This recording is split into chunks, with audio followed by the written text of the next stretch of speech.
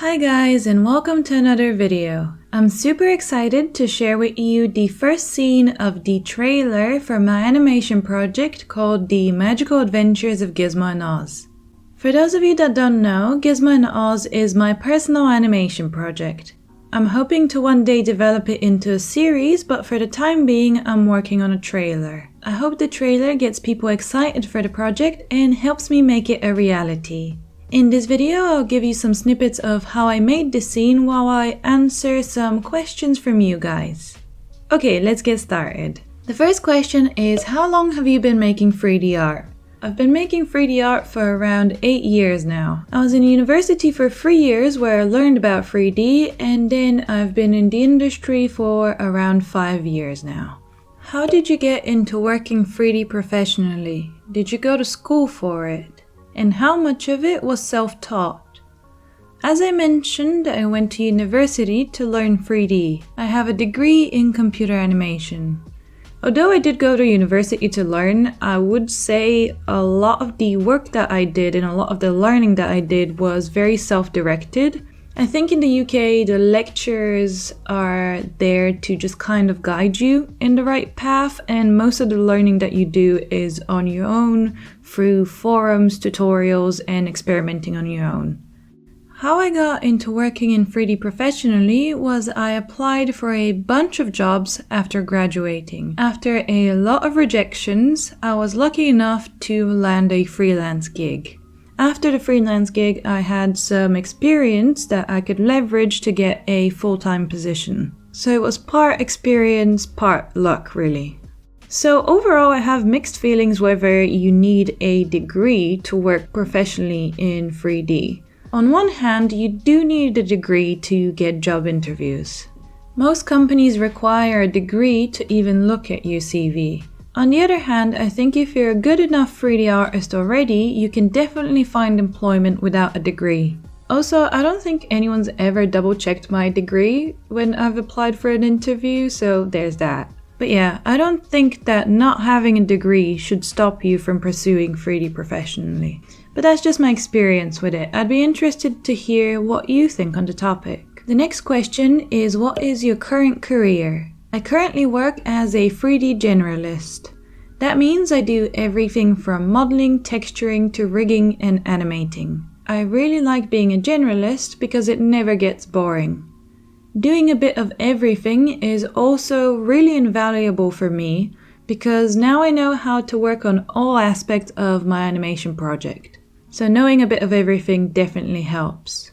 The next question is, at your level, can you live off of your art? Yes, I definitely can. I'm currently employed as a 3D artist, and for a couple of years I worked full-time where that income completely covered all my expenses. Currently, I work part-time and freelance on the side. I also run this YouTube channel, sell courses, and run a Patreon, and all of that together is currently covering my expenses. So I'm lucky enough to comfortably live off of my art.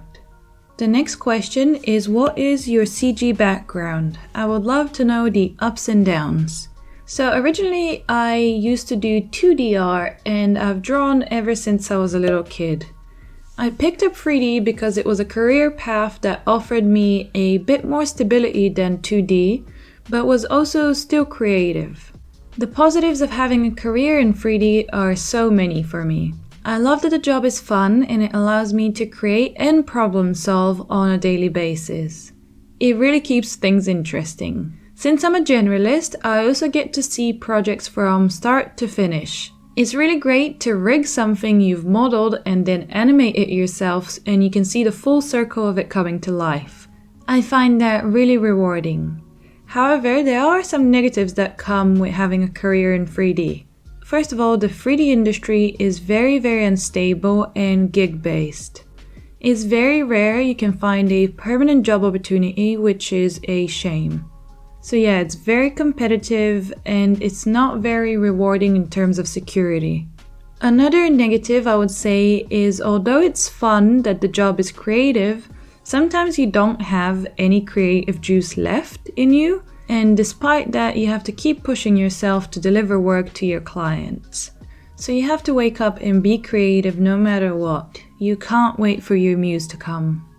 But all in all, I wouldn't change it for the world. I couldn't imagine having any other job. The next question is, how much time did it take for 3D to click with you? Trying to learn mostly low poly style, but it's been very frustrating, like trying to learn drawing all over again. So for me, it took me quite a while. While I was in uni, I was really impatient with myself and put my work under a lot of scrutiny, which stressed me out even more. And I think that really affected my ability to learn. Although it sounds really cliché, 3D only clicked for me when I started having fun with it. When I wasn't being really harsh on myself, I started learning better and making faster progress. Maybe you're going through something similar since you're finding the learning process frustrating. Just try to make little fun projects for yourself with no pressure. I think the less stress you put on things, the better. And also try to remember that 3D is a skill like any other. You wouldn't expect to pick up the violin and be great on the third try. Just remember to be patient with yourself and you're going to build up the skill gradually. It will eventually click for you, I promise. The next question is sort of similar. How did you get yourself to learn 3D? Having a hard time working through blocks to continue learning. With this question, I just want to give some practical advice on how you can get through blocks. I know how it feels to try to force yourself through them, but sadly that doesn't work. What I'd recommend doing is getting some momentum by doing small, bite-sized projects. So say you want to learn about making low poly hand-painted models. Start with a very small project, say modeling a sword. To do that, find some references on Pinterest. There you can find some references that have a guide for the topology. Model your object following this reference. This way you can learn from other people, which is the quickest. After you're done with modeling, hopefully you have a grasp on what a low poly sword should look like. After you're done with modeling, you can unwrap and texture your model. Once again, you can look to other people's UV maps to see where they've put their seams and try to learn what a good UV map looks like. After that, you're ready to start texturing. Once again, I definitely recommend studying other hand-painted models to see how people paint their edges and how they shade everything. Make sure that all throughout you have lots and lots of reference so you don't feel stuck in your work. With reference, you can have inspiration and you can use it as a useful guide for your own projects. After you're done painting, you've completed one model. You can repeat the process and do other simple objects as well. I find that doing smaller projects like this helps you get out of being blocked and helps you feel more accomplished easier. It also helps with learning because you're doing small bite-sized things. You don't need to throw yourself into doing like a really complex scene or learning how to model something really intricate. You can start with simple models and then build up on that foundation. And remember that you can't know everything there is to know about 3D, you'll keep learning throughout. I think sometimes it's very daunting to know how much you don't know, but don't worry about it, take it one project at a time. Anyway, I hope this advice has been useful and it hasn't been just me rambling for 10 minutes. Let's move on to the next one. How do you organize your portfolio if you're experimenting with different 3D modeling styles? So I have a couple of tips for organizing your portfolio. Firstly, and most importantly, make sure that you only put your best work on your portfolio. Anything that you think isn't your best work should not make it into your portfolio. If you have different styles in your portfolio, make sure that they're grouped together so the portfolio doesn't look disorganized. Having work in different styles is okay, and it shows the potential employer that you have a range as an artist. Also, tailor your portfolio towards the company that you're applying for. If they're looking for someone to do stylized cute characters, make sure that you have that on your portfolio. For that company specifically, it doesn't matter if you can do super realistic portraits. That's just not what they're looking for. If there is no evidence in your portfolio that you can do the work that they want to hire you for, they simply will not hire you. So make sure that you have what they're looking for. The next question is, how do you find online jobs? The best way I found is through LinkedIn. There you can search the most recent jobs in your field, and you can also specify if you want the position to be remote or not. Another option is to get in touch with an agency to work with. If they like your portfolio, they can hire you as a freelancer and assign you to jobs that fit your skill set. So yeah, have a look around on LinkedIn and through agencies. Now let's move on to the next section of questions, the Gizmo and Oz questions. For those of you that are new here, let me quickly tell you about who these characters are. Gizmo and Oz are the protagonists in my animation project called The Magical Adventures of Gizmo and Oz. Anyway, I'm not going to bore you to death with all the character bios. I'm just going to put them in the video here, and feel free to pause it and read if you want to learn more. I'll also include a link to my website where you can find out more about the project and characters. Okay, now let's start answering your Gizmo and Oz questions. First question is, how did you get the idea for your project? So the idea actually started when I first saw this photo. I drew Gizmo and Oz based on that photo back in 2020. Originally the drawings were for a drawing challenge called Miss Adventure May, but I ended up turning them into OCs. As part of the drawing challenge, I also drew the scene of both of them. When I posted it, I gave it a bit of a backstory in the caption. That made me think of how cool it would be to make a bigger story and world with these two characters. And that is how the idea for an animated series was born. Ever since then, I've been learning about storytelling so I can create the world of Gizmo and Oz. The next question is, what did the early stages of Oz look like? Any major design or story changes since you first started? So Oz kind of evolved from a sketch from another project I was working on. I made this cat with gigantic eyes for another short animated project I was planning. Eventually I scrapped that project, but I reused some aspects of the design in Oz. Gizmo is actually based on this sketch of a wizard raccoon I did for fun. His current design is much cuter though. I think the original one looks sort of scary. So design-wise, they have evolved a lot. Story-wise, there's been lots of changes until I settled on the current storyline. I'll be able to share a bit more about that later on, but for now, it is top secret. The next question is, do traditional humans exist in the Gizmo and Oz universe? And the answer is no, humans don't exist in the Gizmo and Oz world. It is only animals. The next question is, when will we see a pilot? Your characters are so cute. Thank you, first of all. At the moment, I'm only working on making a short trailer. After that, I'll look into how I can fund a full pilot episode. Since I want to make each episode around 25 minutes long, making the full thing myself will be nearly impossible. And it will obviously be very, very expensive. That's why I'm thinking of looking into crowdfunding in the future. I might go with Kickstarter or Indiegogo to fund the initial pilot. If I do manage to get some funding, I'll be able to hire people to make the pilot a reality. But for the time being, I'm working on a 1-minute trailer. Within the next year, I should have the trailer out and the crowdfunding campaign ready to go.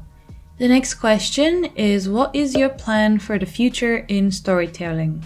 I'm hoping to develop Gizmo and Oz into a full series. That's why I've been reading countless books on storytelling. I've learned a lot about what it takes to make a good story, and I'm hoping to apply those principles to the pilot and potential series.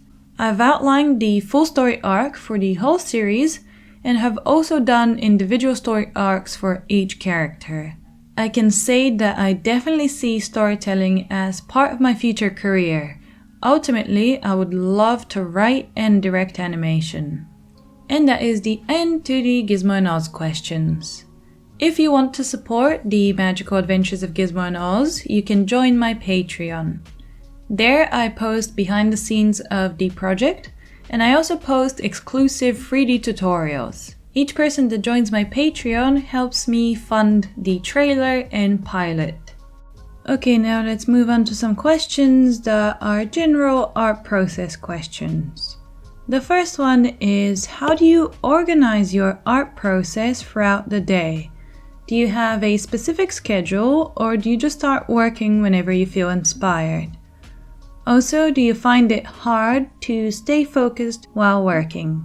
So at the moment, like I mentioned, I work part-time and I also freelance. So half of the week I work for a company that I'm employed at, and the other half of the week I do work for myself. The part of the week where I work for the company, I work a full day from 9:30 till 6. I have an hour lunch break, but those hours are more or less non-negotiable. So sadly, I can't wait for inspiration and I have to work the full working day. In the part of the week I work for myself, I have to structure my own time. I try to always get a minimum of 7 hours of work done each day. However, since I don't have strict work hours on those days, sometimes I do struggle with motivation and staying focused. When I do struggle, to-do lists really help me out. In the beginning of the week, I usually make a detailed list of all the tasks that I need to do. Then I break those down into smaller tasks and spread them throughout the week. I use Notion to schedule my tasks in my calendar. Breaking these tasks down helps me not get overwhelmed and keeps me motivated. I find that I get more motivated the more tasks that I check off of my to-do list. In really bad cases where I'm really dreading work, I use a little trick. I time 20 minutes during which I can't touch any social media or even YouTube. I don't listen to music, I don't do anything else apart from work. So I do a solid 20 minutes of concentration. After that, I'm allowed a 5-minute break. During the break, I can watch YouTube or go on social media or do any other distracting things that I want to. Then, once the break is over, I time another 20 minutes and then another 5 minutes and so on. This really helps me with distractions and it really motivates me to get as much work done as I can within those 20 minutes. There's also some apps that do the same thing and help you time your work schedule. I'll share some links in the description. The next question is, what is your creative process like? How do you come up with adorable creatures? The bunny tutorial really helped this person, which I'm very happy about. So when I make a new character, I decide on what type of creature it will be. I then do some research, gather some references, and then simplify the design of the creature to down just the basic shapes. After that, I make a couple of sketches to decide on proportions. I generally tend to make giant heads and small bodies. Then I slap some giant eyes on the character and it's done. So generally my process is I design a character in 2D, then I create it in 3D based on those sketches. Sometimes I make adjustments to the design if something doesn't work in 3D, and then I rig and animate my characters. That is my process in a nutshell. Let me know if you have any more questions. The next question is, what keeps you motivated? I do it for her, but honestly, I keep trying to improve so I can make my animation project the best I can. So that's what keeps me motivated. I also really like seeing other people's work, and I find that good work helps keep me motivated to do better myself. The next question is, do you feel the need to sacrifice your social life and or any other stuff to just improve at the craft? And is there a healthy mindset around it? That is a great question, and I think a topic that a lot of artists will come across at some point in their life. And yeah, I definitely feel like I've had to sacrifice to improve my craft. I spent many hours after school and after work improving my portfolio in the hopes of getting a job in the industry. I spent many nights after work and time away from my family and friends in order to improve myself and my skill set and to keep learning more. I currently also work on Sundays so I can make progress on my animation project, because otherwise I don't have enough time in the week to learn everything that I need to know and do everything that I need to do. So all of this does mean that I often have to miss out on some social gatherings and on quality time with people that I love. Sadly, I think that is part of being a creative and learning a craft. However, I do think that it's important to find a good balance of work and rest. How I like to think about it is that you can always be better at your craft, but you can never get the time back with your loved ones. And when you look back on your life, you want to look back on nice memories and not just you working on a desk for 10+ hours a day. So I always try to make some time for some quality time with people and to plan events that I actually look forward to. It is a difficult balance, but I think if you give yourself some time for breaks, it lends itself to you creating better work as well. So yeah, don't overwork yourself if you can, because otherwise you'll just burn out, and I've been there. It's not fun. And now for the final, most important, and most asked question: how many geese can you take in a fight? And the answer is 3. Okay, bye, I'll see you in the next one. If you have any more questions, leave them below and I'll try to answer them. Stay tuned for more videos and tutorials. Bye!